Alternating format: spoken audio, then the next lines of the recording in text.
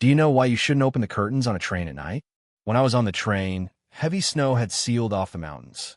I saw a tall figure with very long limbs in the mountains, waving at me through the thick fog. As I was wondering what it could be, my father's face went pale, and he snapped the curtains shut. Trembling all over, I said to my mother, "It's coming." "What's coming?"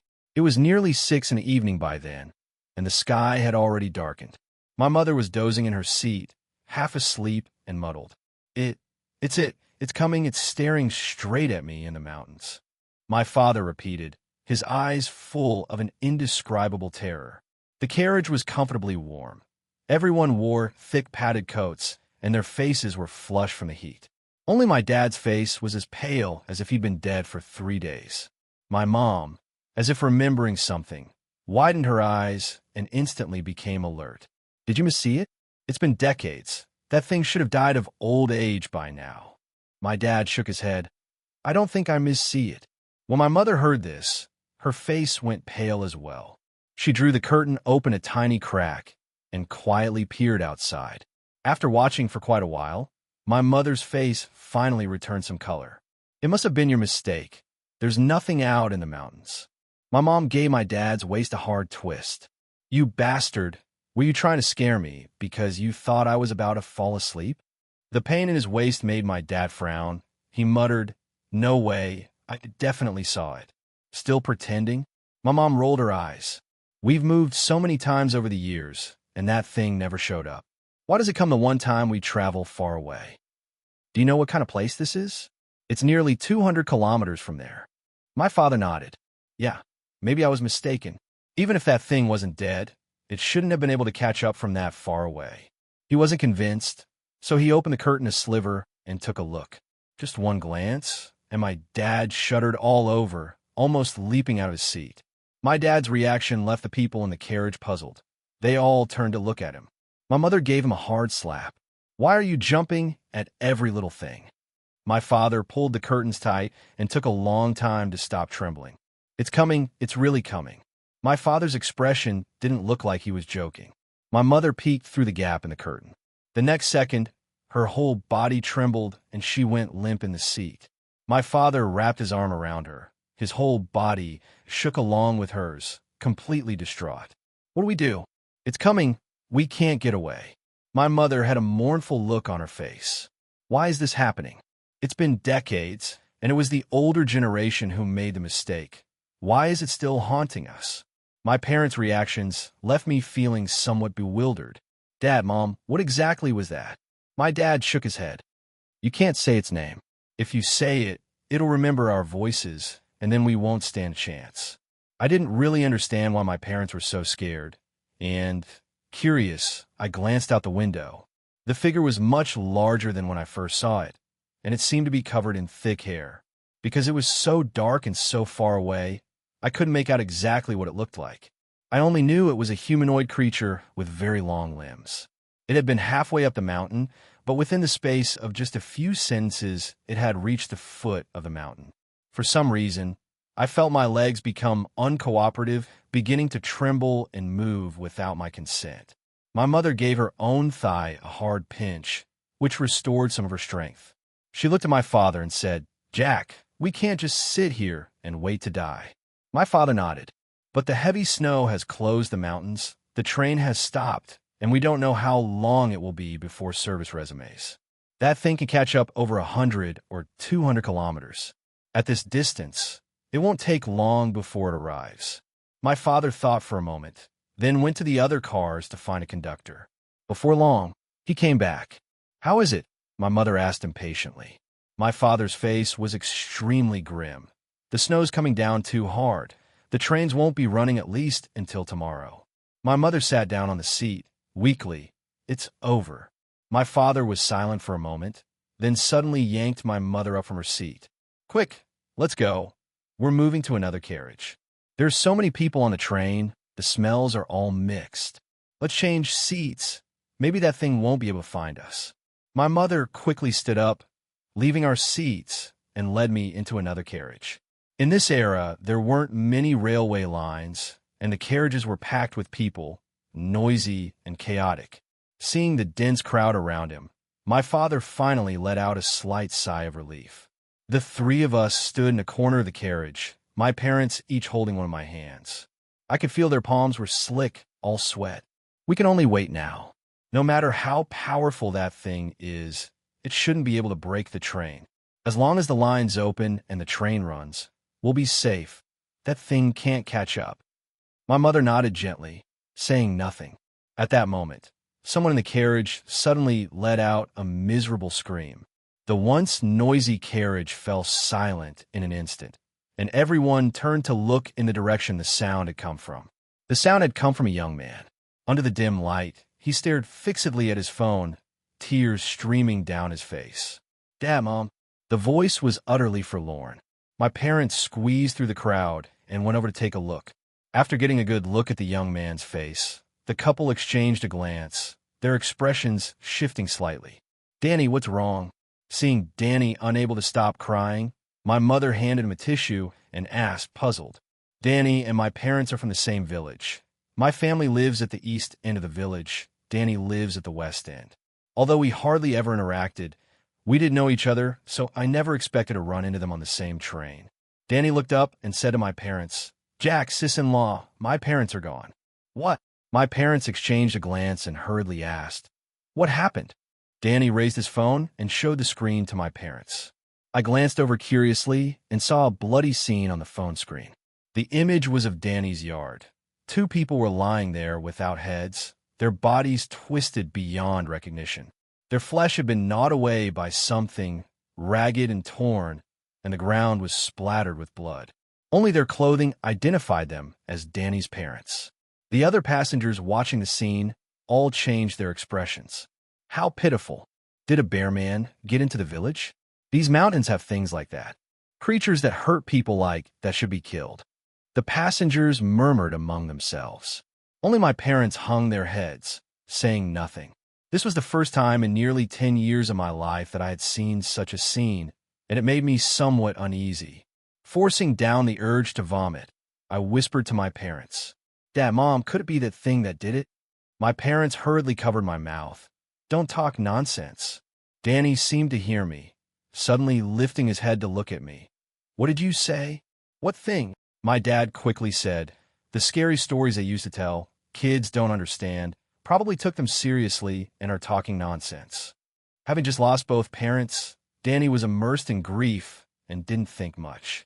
He just held his phone, flipping through the photo album. How could this happen? I was only out for a few hours. How could Mom and Dad be gone? In the album were the photos Danny had taken when he left. Inside were his parents, standing outside their own yard gate, waving at him. Probably because of the distance, the photo was a bit blurry, and only the couple's silhouettes could be seen.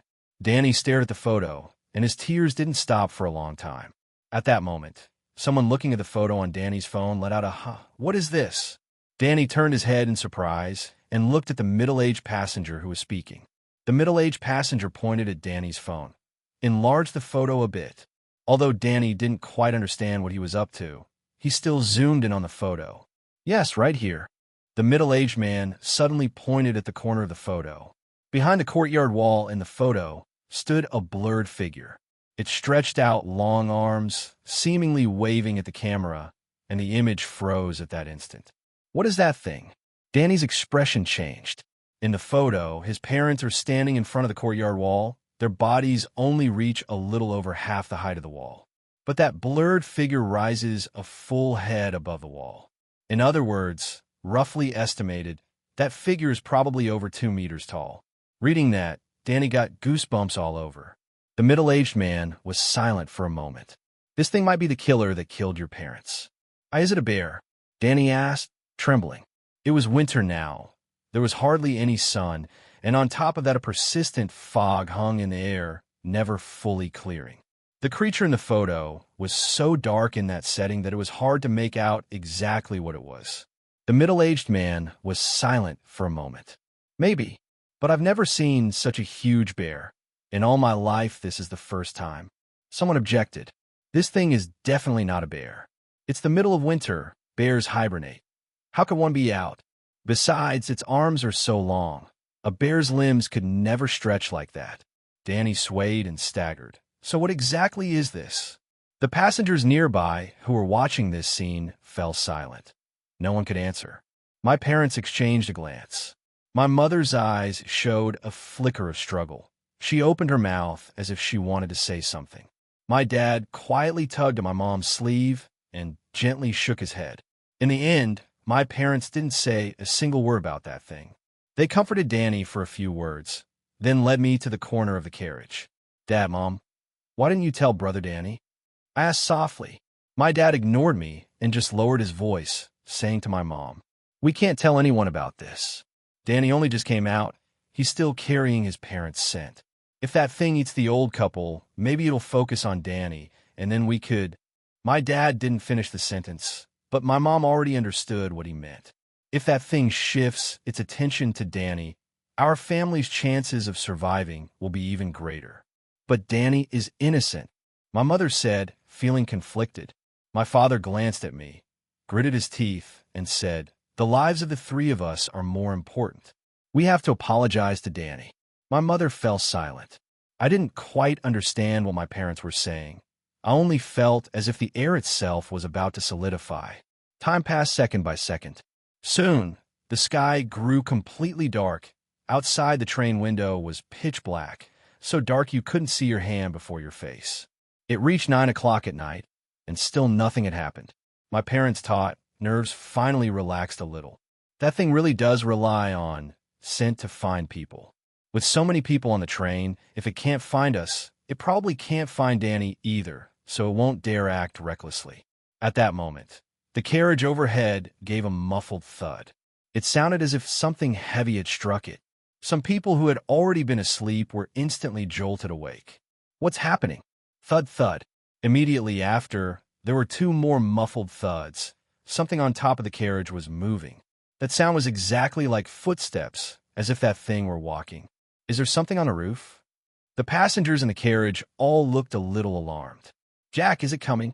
My mother's face turned even paler. "Keep your voice down. Don't let it hear us." My dad wore a stern face and pulled my mom and me into his arms. "This thing is really strange. We've switched several carriages. How did it find us? Could it be some large creature that jumped onto the train? I suspected something like a tiger or a wild boar. Otherwise, it wouldn't have that weight." Passengers were talking in a hubbub. Some bolder ones even turned on their phone flashlights and poked their heads out to look. "Be careful, don't get scratched," someone warned that passenger. The passenger didn't make a sound. The whole carriage, almost everyone's attention, was fixed on that passenger. Time passed second by second. 20-some seconds went by, and the passenger still showed no sign of movement. The people beside him sensed something was wrong and nudged him with their hands. "What's up there? Say something." It would have been fine not to push, but this single shove caused a disaster. The passenger's body went limp and slumped down. Only then did the people around him notice that his head was missing. There was a neat cut around his neck, as if some sharp thing had sliced his head off. "Ah!" Someone screamed, I don't know who, and the whole carriage instantly erupted into chaos. Everyone panicked, scrambling and rushing toward the other cars. But the carriage was already packed. People were pressed shoulder to shoulder and couldn't move. The three of us were shoved by the crowd into another carriage. The commotion quickly drew the attention of the train police. When the two officers saw the passenger whose head had been knocked off, their faces changed drastically. They hurriedly asked the people around them what had happened. After listening, the railway police comforted the passengers a bit, turned and went to another carriage, and even locked the doors of the two adjacent carriages. Not long after, the railway police returned, still holding a long pole in his hand. Two medical personnel came with the railway police. "Everyone, don't be nervous. It's probably an injury caused by a wild animal. Remember not to go near the windows. We'll take care of what comes next." One of the train policemen listened to the noises coming from the roof. He opened the window a crack, and a long stick in his hand emitted a flash. Bang, bang, bang. After several loud blasts, whatever was on the roof seemed startled. They left a mark on the roof, and then fell silent. "Has it gone?" my mother whispered. My father shook his head. "Not sure. For now, don't move." The person inside the carriage panicked. "So what exactly is that thing?" No one answered. Even the train police looked grave. A few more minutes passed, and still there was no sign of anything outside. Only then did everyone let out a slight sigh of relief. The headless passenger had already been carried away. To avoid causing a commotion, the railway police kept the carriage doors tightly closed and sat inside, holding their dark, grim poles. My mother looked at the two railway policemen and seemed to feel somewhat safer. "Jack," with the cannon in hand, "we shouldn't have to be afraid of that thing anymore, right?" My dad said softly, "You haven't seen that thing. You don't understand how dangerous it is." My dad was chased and hunted by it back then. Even when the cannon was firing smoke, it didn't do much harm to it. I guess it left because there were too many people. Not easy to pick a target. Also, this thing is best at bewitching people. Be careful. Don't let your guard down. Dad and Mom chatted while I stood between them. Unconsciously, as if guided by some sixth sense, I glanced out the window. That glance nearly terrified me out of my wits. Outside the pitch-black window, a pair of huge eyes was staring fixedly at me. Those eyes were at least the size of a bowl, glowing yellow. The corners of the mouth were almost split back to the base of the skull, as if grinning at me. In an instant, it vanished again into the vast darkness. I was frightened, speechless, my whole body trembling uncontrollably. Only then did my parents notice something was wrong with me and asked in hushed voices, "What's the matter?" After a long while, my almost stopped heartbeat finally began to return to normal. "Dad, I saw that thing." "What?" My father's face changed drastically. He instinctively looked out the window, but saw nothing. There were 3 carriages where we could move around. For safety, my parents took me to another carriage. Another hour passed, and seeing no movement outside, the 2 railway police officers left. Because someone had died, no one in the carriage could sleep, and gradually people began to talk. Suddenly someone glanced at Danny. "That thing wasn't summoned by you, was it?" Danny, not far from us, froze for a moment. "What nonsense are you talking about?" The man spoke with apparent logic. "Your parents were eaten by some strange thing. Maybe it didn't eat enough, so it's following the scent to find you." Someone started it off, and the conversation in the carriage gradually grew louder. "Yeah, something that can rip a person's head off in one go definitely isn't an ordinary wild animal. Only whatever was in the videos on your phone could do that." Danny looked pale. "Don't talk nonsense." Someone snatched the phone from Danny's pocket, unlocked the screen, and showed the photo to everyone. "Look, isn't it only something like this that acts so bizarre?" When everyone saw the strange creature in the photo, their expressions toward Danny changed. "It's you. You're the one who provoked it." Danny was unnerved by everyone's stares and, as if pleading for help, edged closer to us. My dad was silent for a moment, then said, "Everyone, don't overthink this. Even if that thing comes, it's nothing. We've got the train to protect us. Didn't it just jump onto the roof? Didn't it still fail to get in?" When those words were heard, the noisy chatter in the carriage finally quieted down. Indeed, that passenger who lost his head probably wouldn't have had an accident if he hadn't stuck his head out. That may be true, but after such an incident, almost no one in the carriage could sleep. By 2 in the morning, I was so exhausted that I fell asleep without realizing it. I don't know how much time passed. Groggily, I felt someone touching my hair. The feeling was pleasant, like my mother's gentle caress on my head. But that motion also woke me up. I turned over and said, "Mom, stop touching me." My mother frowned. "I didn't touch you, did I?" She instinctively looked toward my father and saw his eyes wide as saucers as he silently shook his head at my mother. My mother seemed to understand something too. She bit her lip hard. Holding me, she silently moved to the other side of the carriage. Not long after we left, a sudden loud bang came from that side of the carriage. A huge boulder fell from the cliff, smashing a hole in the carriage. The tremendous crash made people in the nearby cars scream. 2 passengers seated close by were knocked to the floor by the massive momentum and passed out. People hadn't reacted yet. A long, hairy arm reached in and dragged one of the passengers out. "Monster! There's a monster!" This time, someone, by the dim lights inside the carriage, caught sight of its form.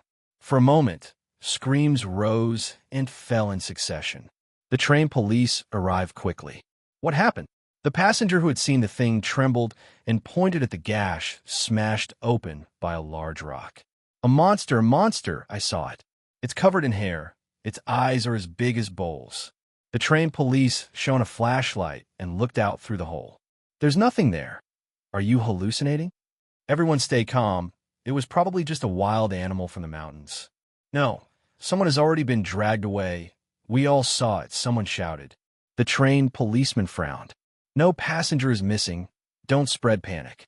It was just a big rock that fell from the mountain. He said a few more words, then turned and left. My father's face was grave. This thing is truly terrifying. Knowing the tin box is hard to break open, it went up the mountain to push stones. Jack, you think those stones were pushed down by it? My mother's face went deathly pale. My father nodded. Most likely we were its target. It just probably didn't expect that I had discovered it earlier. Remembering what had just happened, my father's face drained of color. Its arms were very long. Even the forearms were thicker than my thighs. What are we going to do now? My mother asked anxiously. My father shook his head. For now, we can only wait and see. If that thing didn't get a handhold, it certainly won't leave easily. We need to be extra careful. No sooner had he finished speaking than someone on the train screamed again, trembling all over. I saw it, like a giant covered in hair. It just flashed past outside the car. What on earth does that monster want? Panic swept through the carriage. Everyone was thrown into confusion. Why don't we run? If we stay here any longer, that monster might kill all of us. No one knew who had said it. Immediately, others began to agree, and such voices gradually grew more numerous in the carriage. By the end, there were hardly any voices of dissent left. Are you crazy? If you rush out now, you'll become live targets for that thing, someone shouted. Unfortunately, such objections had no effect. Someone was already holding a window breaker, striking at the glass.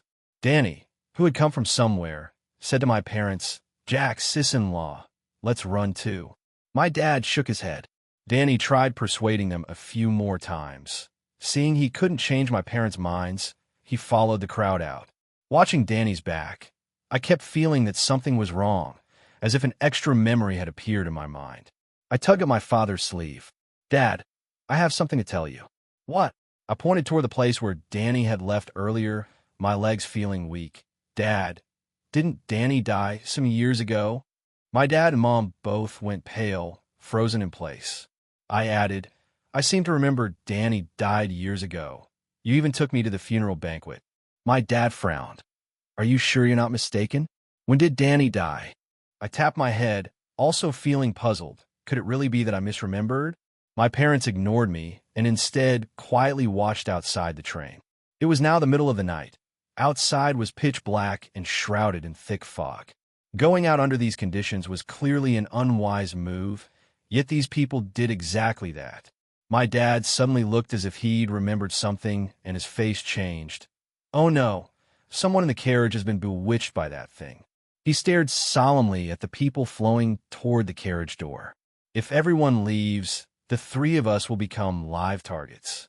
Jack, why don't we go out with them? My mom said quietly. There isn't much time to think in this situation. My dad was silent for a moment, then gritted his teeth. All right. Also, take the clothes out of the suitcase and change into them. That will hide our scent as much as possible. As he spoke, my dad also pulled an air freshener out of my mom's bag and sprayed on the three of us. We've been on the train so long. There are bound to be a lot of people who have picked up our family's scent. We changed our scent again, hoping to fool that creature for a while. My dad said as he rushed out with my mom and me. There were already a lot of people in the carriage, except for a few who didn't leave. Nearly everyone had gotten off. Those with flashlights turned them on, and people with phones switched on their lights, which made the outside somewhat brighter. Only a thick fog hung in the air. These lights in the night couldn't travel far before being swallowed whole. Danny stepped out of the crowd. Jack, sister-in-law, let's go together. I'm scared. My father hesitated for a moment, then nodded. Then take your clothes off and change into another set. Although Danny didn't know what my father meant, he still did as he was told. Then my dad sprayed him with air freshener again. Following the footsteps of the person ahead, we walked toward the foot of the mountain.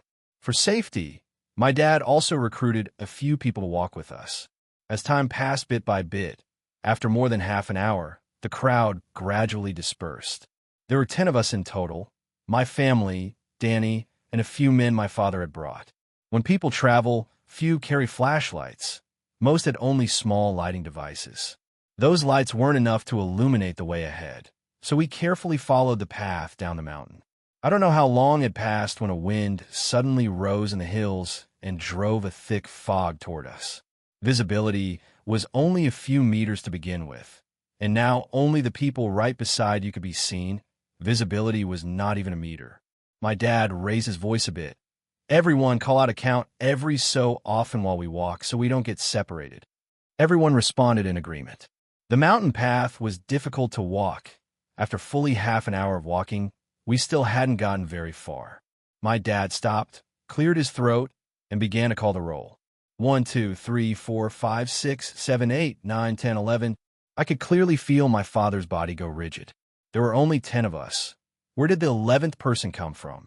At that moment, everyone panicked. A trembling voice called out, "Who is it? Come out quickly. Come out." A group of people began to shout. My dad and my mom held my hand tightly, their palms slick with sweat. "What are you doing? Why are you calling the roll?" someone asked as he came out of the thick fog. Seeing several hostile glances aimed at him, the man cleared his throat.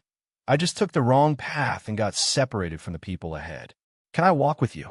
Although everyone was a little displeased, they didn't say much, only telling him not to act up. A group of people set off again. A few minutes later, a piercing scream came from the mountains. My father's face changed. That thing has started attacking people. Hearing that, my mother's face also went pale. Everyone fell silent, just burying their heads and quickening their steps. Along the way, screams of agony rose and fell through the mountains. Who knew how many people had met a violent end? Fortunately, those screams were still quite far from us. With so many people in the mountains, the creature couldn't find us all in such a short time. About another hour had passed. The thick fog beside us had gradually thinned, visibility now a few meters. At this point, it was already past 5 in the morning. At the foot of the mountain, there was probably a village, with roosters crowing and dogs barking. My father brightened. "Move faster. Once we reach the foot of the mountain, we'll find a vehicle and get out of this damn place." Everyone quickened their pace once more. At last, half an hour later, our group reached the village, and the screams from the mountain gradually faded away. At the foot of the mountain, the group dispersed, each person fleeing for their own life. My parents and I arrived at the door of a house with its lights on and knocked. A young man opened the door, looks about 20-something, and he looked at us with a wary expression. "What are you doing? Why are you knocking on my door?" "It's like this," my father hurriedly said. "The heavy snow has blocked the roads, and the train can't run. Our family has an emergency, so we came down the mountain." The young man saw my parents carrying luggage and didn't think they were lying. After a brief hesitation, he led our whole family into his yard. "It's freezing out in this weather." The young man brought a brazier out from the house and asked casually, "Old brother, what has your whole family in such a hurry?" "Something urgent." My father thought for a moment and said, "Young man, does your family have a car?" "Our family wants to go to the nearby county to catch a ride." The young man sighed. "How could I afford to buy a car?" My dad was a bit anxious. "Don't worry, we won't let you give us away for nothing." The young man shook his head. "I'm not lying to you. I really don't have a car." My dad pulled a banknote out of the pocket on his chest. "Then do you know whose house in this village has one?" The young man froze for a moment, then pushed my dad's outstretched hand with the banknote back. "The village chief's family has a tricycle. I can go ask them for you." My mother hurriedly said, "Thank you, young man." The young man shook his head, indicating no thanks were necessary, then locked the gate to his home's courtyard and turned to leave. My father hurriedly called after him, "By the way, when you come back, remember to knock 4 times. Knock once, then twice in quick succession, and finally once more." "What does that mean?" The young man frowned. My father gave a dry cough. "It's just that I'm worried someone else came in." The young man looked puzzled but didn't say much. He nodded and went out. "Jack, aren't we going with them?" My mother asked softly as she closed the courtyard gate. My father shook his head. Better not. I don't even know whether that thing actually followed us. If it did, and we go with a young man, wouldn't we be getting him into trouble? My mom thought about it and came to the same conclusion. Just take advantage of this time to see whether that thing has followed us. My dad wasn't sure exactly how fast it could move, but if there were a car, it would certainly be faster than walking. It didn't take long before the rumble of a vehicle came from outside the gate. It seemed to have stopped at the courtyard gate, and immediately footsteps sounded outside the gate. Are they here? My father brightened, ready to go open the door. Just as he reached the gate, he paused again, waiting for the prearranged signal. Bang, bang, bang. A rapid knocking sounded. My father's expression changed. Who are you? An old man's voice came from outside. Didn't you tell Irwa to come find me? Said he wanted to take the bus to the county seat. If you don't ride, I'm leaving. Wait a moment. My dad spoke quickly. Did Irwa tell you how to knock on the door? What's there to particularize about knocking? You strangers really are strange, so cautious. Have you done something wrong? That voice sounded, followed immediately by a violent barrage of knocks, as if trying to smash the gate down. Open the door, open the door, open the door. My dad took a nervous step back, and my mom was flustered too. Jack, could that thing be the one knocking on the door? My dad held my mom and me protectively in his arms, not making a sound. I looked up. My dad's face was as white as paper. After a while, a horn sounded and the knocking stopped. In less than a minute, there was another knock, and a middle-aged man's voice came from outside the door. Open up. It's so cold out here. My dad and mom were both dumbfounded. Who are you? Who am I? The middle-aged man seemed taken aback for a moment. I'm the village chief. Aren't you supposed to have Lee Irwa come pick us up with his vehicle to take you to the county seat? My dad broke out in goosebumps, his voice trembling a little. Did he ever tell you how to knock? Oh, right. The middle-aged man thought for a moment, knocked once, then knocked twice in succession, and finally knocked once more. Seeing that the signal was correct, my dad then opened the gate. Outside the gate stood a man in his 40s or 50s, and a three-wheeled cart was parked there.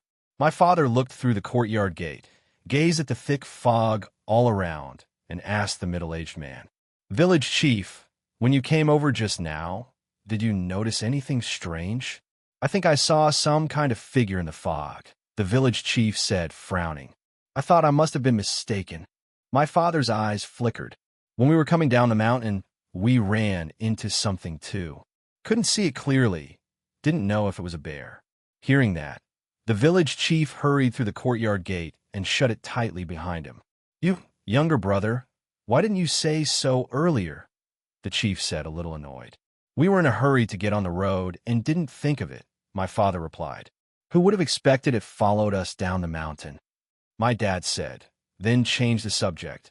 Village chief, can you sell your car to me? My mom glanced at my dad, seeming to understand his meaning as well. If we let the village chief drive us, and that thing caught up, it might drag him into it. How much can you pay? The village chief asked. My dad took some bills out of his pocket. This is all I have. Do you think it's enough? The village chief counted them, shook his head, and said, This won't buy my tricycle. I'll just take you there myself. There was nothing we could do. My parents had to let the village chief ride the tricycle to take us away. The vehicle had barely gone far when the village chief slammed on the brakes and stopped. He turned his head and stared at our family with a strange expression. Have you ever thought about this? You sent Lee Irwa to come find me. So why didn't he come back with me? My parents stiffened. What do you mean by that? The village chief gave a sinister little laugh. Is there a possibility that I'm not the village chief? Seeing my parents' faces full of terror, the village chief suddenly burst into laughter. Lee Irwa said your whole family is very strange. He wasn't lying to me. Don't be afraid. Lee Irwa just went to the vegetable patch to pick some greens. My father gave a wry smile. Old man, don't scare me like that. I'm faint-hearted. The village chief started the tricycle. Sit tight, I'm going to speed up. The village chief floored the throttle, and we quickly drove out of the village. After leaving the village, the surrounding fog thickened again. We drove for more than 10 kilometers with nothing unusual, but my parents still looked tense. The village chief was in a good mood because my dad had paid him well, and he kept humming all the way. But as he hummed, he suddenly couldn't get the tune out anymore. "Buddy, I feel like something's following me." My dad looked seriously at the thick fog around us, his eyes flickering. "There's nothing there, right?" The village chief muttered something, he didn't know what, and stopped talking, continuing to drive the three-wheeled cart. The cart rolled on for a while, and the village chief felt increasingly uneasy. He glanced left and right nervously, and suddenly, out of the thick fog, he saw a tall figure. "What is that thing?" The village chief's hand driving the car suddenly trembled. My dad trembled as well and said, "That thing has followed us." My mom said, "The car is going so fast. How could that thing keep up?" "That thing isn't a normal animal," my dad said after a pause. "At this rate, we probably won't get away. Only that person can save our family." He asked the village chief, "Old brother, do you know Fomin Village? It shouldn't be very far from here." The village chief said, "I know it. Are you going there?" My dad said, "Yes.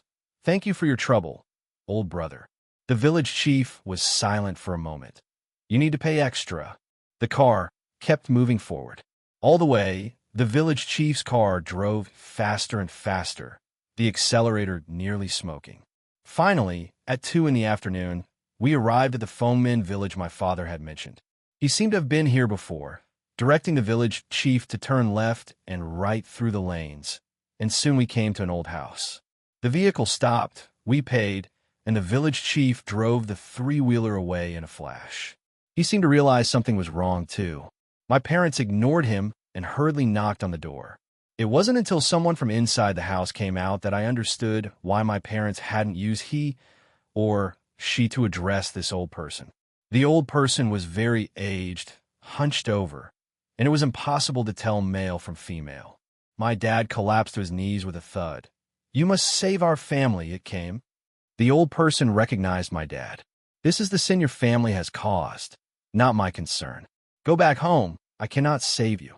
My dad's face went pale. He knelt on the ground and kept banging his head. "Even if you don't want to save me, the child and my wife are innocent. Could you please save them? Also, the child isn't my biological son. There's no blood relation to me." My dad was about to say more when heavy footsteps suddenly came from the thick fog behind him. My parents turned their heads to look. In the thick fog, there was a vague figure, over 2 meters tall, with very long limbs and covered in long hair. It was staring with bowl-sized eyes, looking this way. The old man sighed, stepped outside, and shouted into the thick fog, "Sis, after all these years, you still haven't let go?" That figure swayed, but gave no response. The old man glanced at my father and gently shook his head. "There's nothing I can do either." My father gritted his teeth and charged straight out. "If killing me will ease your anger, then kill me. Just please spare my wife and children. They're innocent." After saying that, my father went down on his knees and bowed his head straight toward the tall figure. My mother also rushed out and, imitating my father, bowed her head. A long time passed, and there was still no reaction from the thick fog. My parents slowly lifted their heads, and only then realized that the thing had somehow left. The old man stood beside me, his expression complicated as he rubbed my head. Back then, Agia also lost a child. My parents walked in, trembling all over. I bowed deeply to the old man. "Thank you for saving our lives." The old man shook his head. "You saved yourselves." My parents were taken aback. "What do you mean by that?" The old man smiled. "Do you remember why you went out in the first place?" My parents glanced at each other, and both saw shock reflected in the other's eyes. Too many abnormal things have happened on this journey. First, the heavy snow blocking the mountains. Yet the train had clearly only been running for 2 or 3 hours. If the snow had blocked the mountains, how could the station not know? And how would they have started the train? Something major had obviously happened in the carriage. So why did the passengers in the other carriages show no reaction? Danny had actually died several years ago. My parents broke out in goosebumps. Yeah, why should we go out? Have we, after all, left the house? Are the ones being bewitched others, or are we?